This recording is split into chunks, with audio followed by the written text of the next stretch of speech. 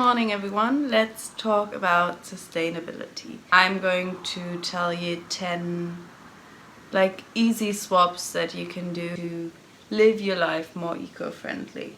The first one is reducing single-use plastic, and for that you can use reusable bottles. You can see mine has been loved and used for years and I still love it, and it still holds my water. That's what matters to me, so I'm still using this one all the time. I also always use period underwears instead of pads, or I also have a cup, but I don't like to use it, so I use period underwears most of the time and not the single-use pads. And then also I like to buy a lot of stuff that's plastic free and made from paper. This one is sunscreen. It's falling apart. Piece fell off. This is sunscreen. It's smashed now because I used it a lot, but really like this one as well. Or also, I don't think people understand how much microplastic you can get from brushing your teeth. So I always use bamboo toothbrushes with natural fibers. And also you can find a lot of stuff in tin instead of plastic. This one is a deodorant, also almost empty. Really like this one as well. And also stuff like floss. This one is a natural fiber and comes in a paper box as well. Little swaps like that. I just always look when there's a more sustainable option. I always choose that one in the store. And then also my second tip is saving water. When you brush your teeth, switch off the faucet. Don't let it run the whole time.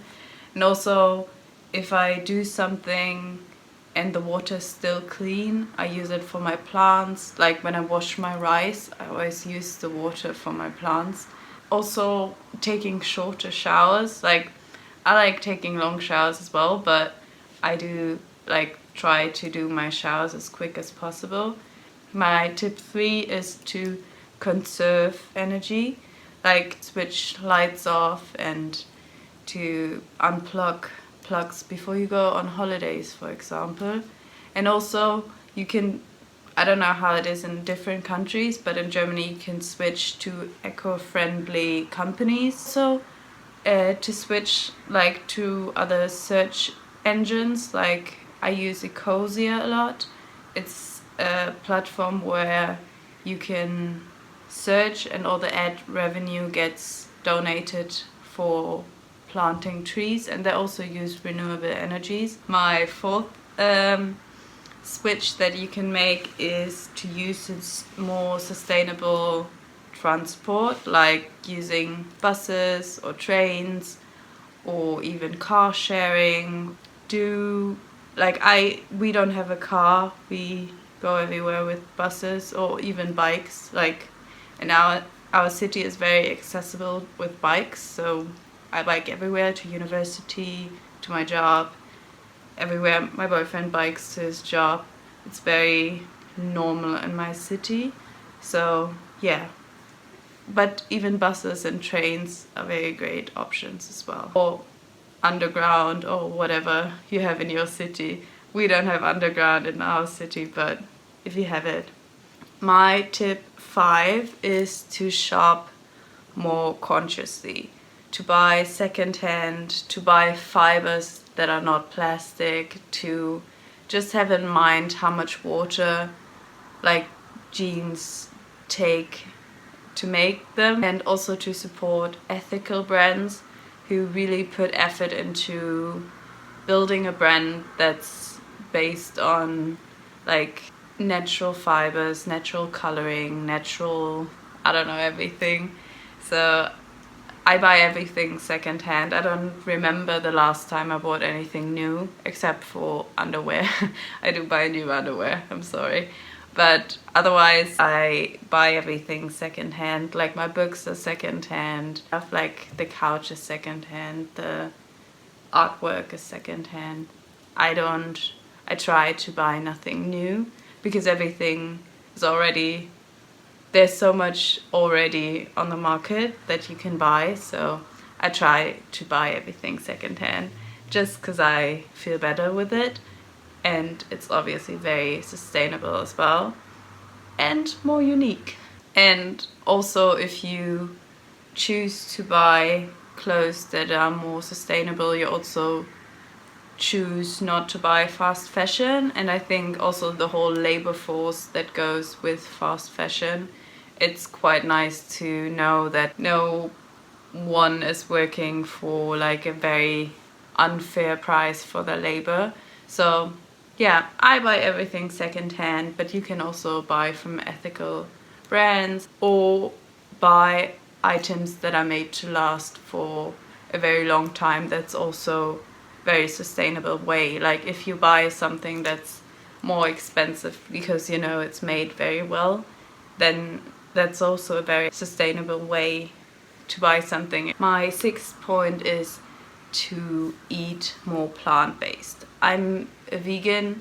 I do have some things where would not be considered a proper vegan maybe, because I do buy second-hand leather and second-hand wool. I think it's, in my books, it's okay to have those types of products if it's second-hand, but otherwise I'm completely vegan, and that saves a lot for the environment as well. Like it's so much eco-friendlier if you even cut back like a couple of items in your diet, like maybe switch your milk to oat milk or try a vegan patty for once in your burger or stuff like that. Just make small choices, and I think when everyone does a small choice, it brings a big impact in the end. So yeah, make small choices every day that in total make a bigger impact than you think you do. Because people always say it doesn't change anything if you're vegan, but you can go to the supermarket now and find so many vegan products. So I think we are making a difference. So choose small steps for the bigger picture. My 7th tip is to compost and to recycle properly. In Germany we have a system where we have plastic separate, glass separate, paper separate, every food scrap separate, and like everything that's general waste separate. So we have 5 different separations, but I know that's not typical in every country, but if you have a garden or backyard you can do your own compost, and you even get like great soil as well. I can't do that because we live in a small apartment, but I think the system in Germany is so great that I don't feel bad for not doing my own composting, because we separate very religiously, so everything gets sorted in those 5 compartments. And we also separate like batteries separate. I'm thinking about what else. Like we have a lot of stuff that gets sorted, and most people do it properly, so I think we have a great system. We also have like for single-use water bottles, we have a system that they get recycled and you get money for it. I think that's a great system as well.